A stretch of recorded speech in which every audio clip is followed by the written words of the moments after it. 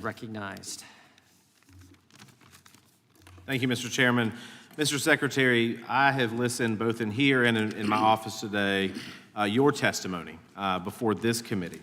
And I think the frustration that I have as the cleanup crew at the very end of this committee is that you seem to answer very eloquently all the questions that the other side of the aisle pose, but when posed with questions, specific questions about the border on this side of the aisle, you seem to dance and dodge, as Ms. Hageman talked about, the true answers that you talk about, you filibuster, if you will, what people really are asking. And these aren't questions that are hatched out of some think tank. These are questions that our citizens have because they see what's going on. You know, what's remarkable to me since day one of this administration, you've terminated construction of the border wall. You restricted the ability of immigration officers to deport aliens who violate U.S. law. You terminated the MPP, the Remain in Mexico policy, despite people on the ground talking about how successful that it was. You abused parole authority to release illegal aliens en masse into the United States and creating categorical parole programs in violation of the ANA's case-by-case basis. You refuse to follow federal law requiring aliens to be detained during the pendency of their asylum proceedings. You terminated asylum cooperative agreements with Guatemala, El Salvador, and Honduras. You refuse to comply with the provisions of the INA that require the detention of asylum seekers. You cut out immigration judges, ICE attorneys, and the process of the asylum system itself. You support sanctuary city policies by giving them grants. You implemented, until it was enjoined, a 100-day moratorium on alien removals. You have misused, as has been talked about here, the CBP One app that has institutionalized mass parole and release policies in this country. It's been described as a shell game, pretty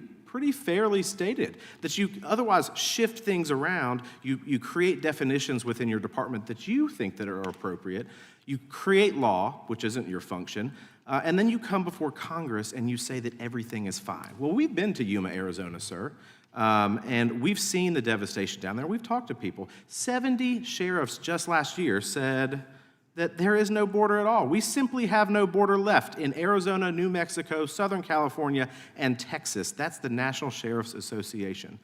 You've been held to account by courts. Texas v. Biden, DHS's position, quote, position that the crisis at the border is not largely of their own making because of their more lenient detention policies is divorced from reality and belied by the evidence. Florida versus the United States in the Northern District of Florida, quote, the Biden administration have effectively turned the southwest border into a meaningless line in the sand and little more than a speed bump for aliens flooding into the country by prioritizing alternatives for detention over actual detention and by releasing more than 1 million aliens into the country.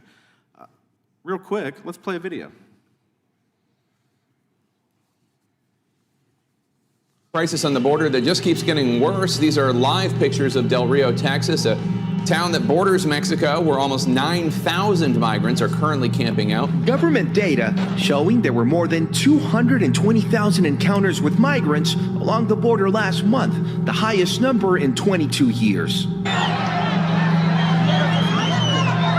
Law enforcement leaders from federal, state, and local agencies announced Tuesday an unprecedented 2-month-long fentanyl enforcement surge along the southwest border that resulted in the seizure of more than 4,700 pounds of fentanyl. Fentanyl being pushed through the desert around El Paso is up more than 355% compared to last year.